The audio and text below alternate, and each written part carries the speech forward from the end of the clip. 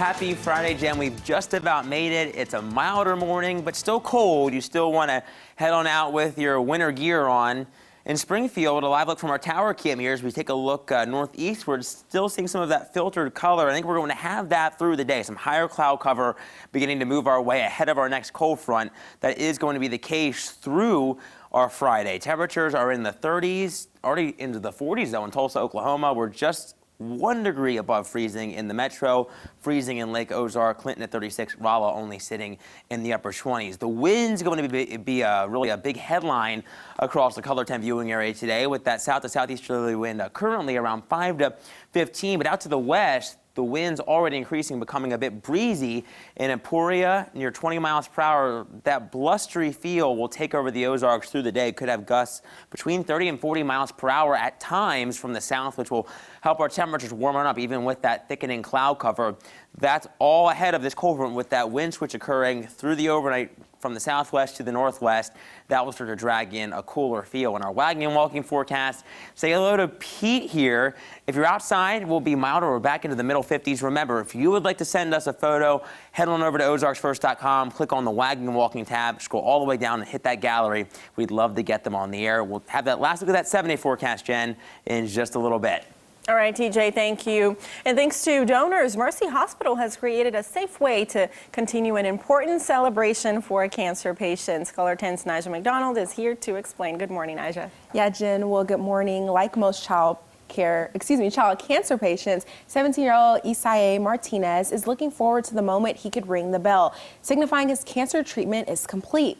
But due to the pandemic, family and friends can no longer gather inside for the traditional ceremony, a problem needing a solution. And thanks to community support, Isaiah is now the first to ring the new bell that has just been installed outside in Mercy Kids' Betty and Bobby Allison Children's Garden.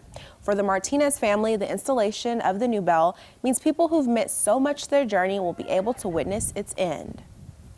The time came and they said, you know what, he's cancer-free, he's going to be ringing that bell. We have to set the date. I was like, what?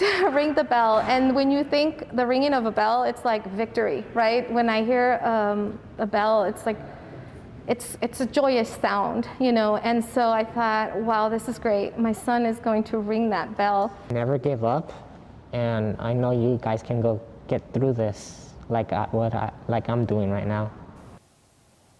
Well, Isaiah says he'll miss the hospital staff, but he's looking forward to his hair growing back and being able to go swimming again. All right, Nija, thank you. I love that story. Moving on now to another local story. Hundreds in the Nixa community gathered to honor the lives of 2 students who lost their lives in the past 2 weeks. A candlelight vigil was held last night at Union Hill Church of Christ. Last week, 17-year-old Ethan Doris took his own life, and on Tuesday, 13-year-old Jake Johnston did as well at the Nixa Middle School.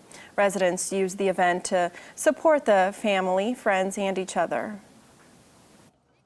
What it means to me is that Jake now knows, whether he's here or not, that this much people are here to care about him and that we're doing the best that we can for all of us. I just think it's great that the community is coming out to support people like me and just supporting him and the loss of others. It really means a lot.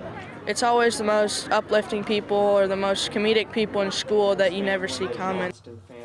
Counselors were also there to help provide those attending with assistance during the grieving process.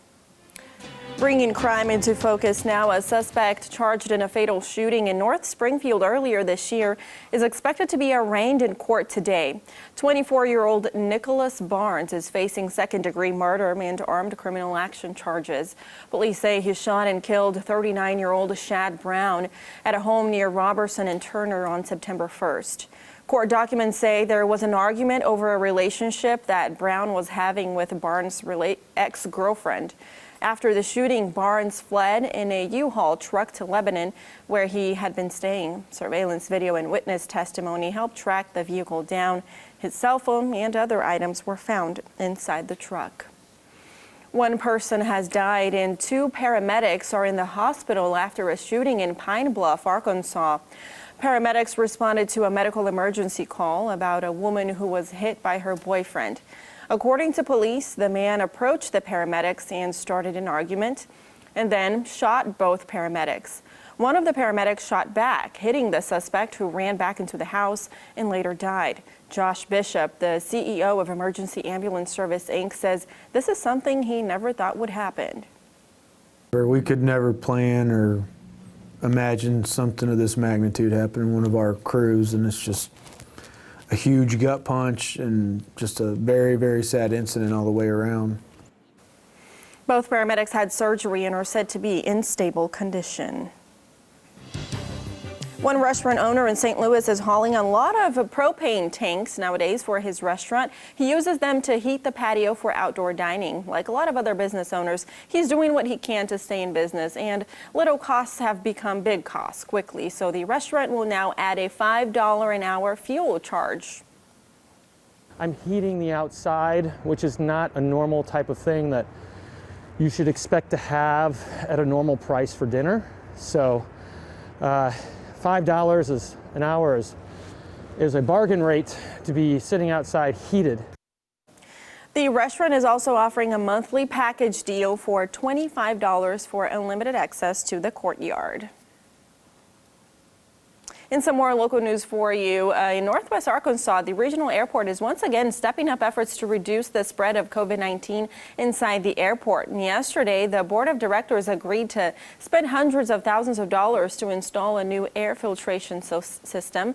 Alex English with XNA says this equipment will improve air quality throughout the terminal, providing a safer experience for flyers during and even after the pandemic. And then on top of that, on each of our HVAC systems, we'll be installing bipolar ionization air cleaning devices as well.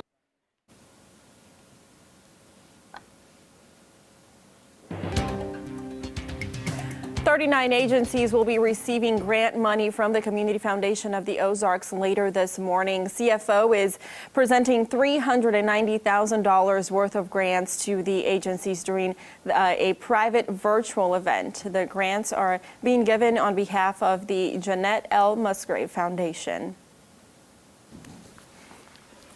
And now let's get a last check of our forecast before we go. It is windy today, TJ. It is, Jen. Yes, we are tracking a cold front ahead of that, blustery winds and the possibility of some rain as we head into our Saturday.